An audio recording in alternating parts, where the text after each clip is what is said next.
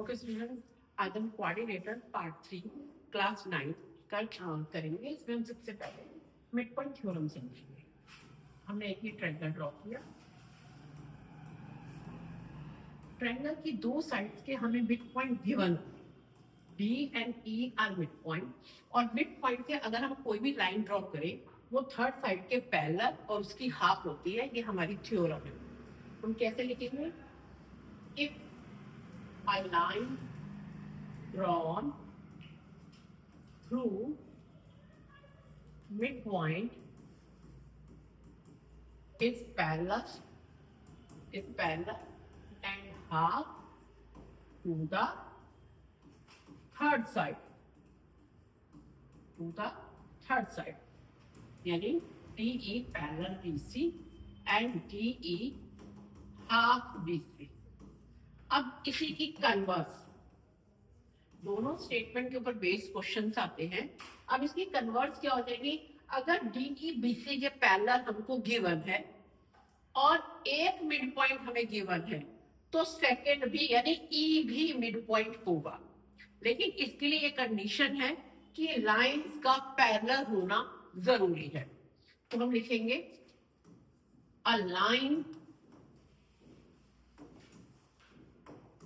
line drawn parallel through one midpoint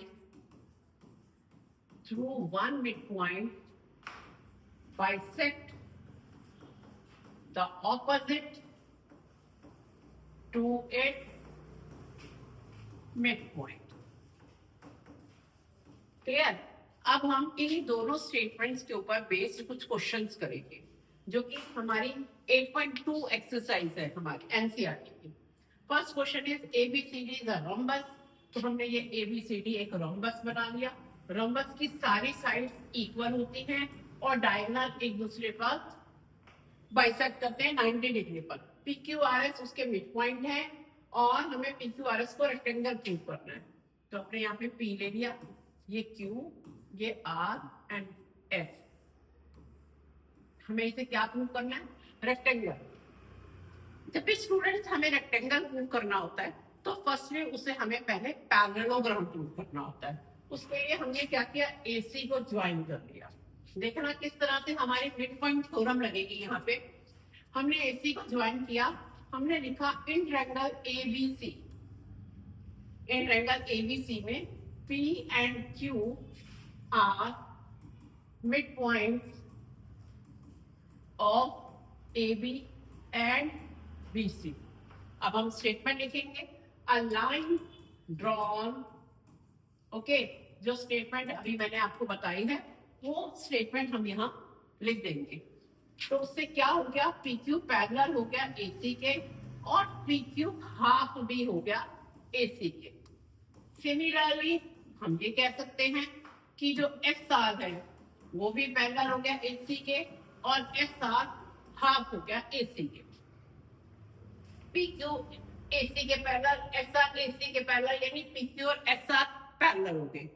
PQ AC का half, SR भी AC का half, यानी PQ और SR इक्वल हो गए। तो हम यहाँ पे कह सकते हैं कि we can say PQ equals to SR and PQ parallel SR when one pair of opposite side ये मैं अपनी प्रीवियस वीडियो में ये स्टेटमेंट समझा चुकी हूँ। when one pair of opposite side are equal and parallel then it is parallelogram। so PQRS is a parallelogram। अब parallelogram हम इसे कर चुके हैं। अब हमें क्या करना है? इसे रेक्टेंगल प्रूव करना है। अब रेक्टेंगल प्रूव करने के लिए पैरेललोग्राम का एक भी एंगल अगर आप 90 डिग्री प्रूव कर देते हो तो वो रेक्टेंगल हो जाता है। तो उसे हम कैसे प्रूव करेंगे? देखिए, उसके लिए हमने थोड़ी सी छोटी सी कंस्ट्रक्शन और करी। हमने BD को ज्वाइन किया, यहाँ O लिख दिया, यहाँ E and then it is S। हमें मालूम है कि ये रोम्बस है। ABCD क्या है? रोम्बस, रोम्बस के डायगोनल एक दूसरे को 90 डिग्री पर बाइसेक्ट करते हैं। ओके, तो हम लिखेंगे यहाँ पे ना ऐसे करते हैं, इस एंगल को एंगल 1 कर देते हैं, यहाँ पे एंगल 1 हम लिखेंगे कि एंगल 1 इक्वल्स टू 90 डिग्री। क्यों? Diagonals of rhombus bisect at 90 degree, ये इसका रीजन हो गया। तो एंगल 1 हमारा 90 डिग्री आ गया। और अगर कोई पैरेललोग्राम हो, उसकी पूरी लेंथ भी पैरेलल होती है, उसकी हाफ लेंथ भी पैरेलल होती है, तो मैं लिख सकती हूँ कि PEOF के पैरेलल है, PE parallel OF, same OE parallel PF। So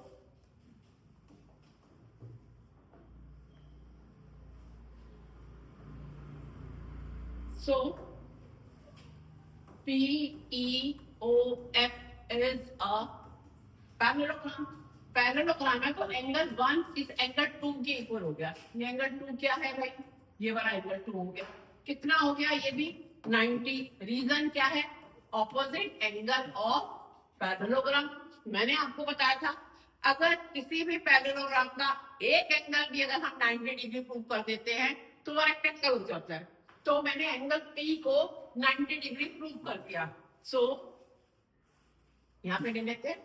so PQRS is a rectangle.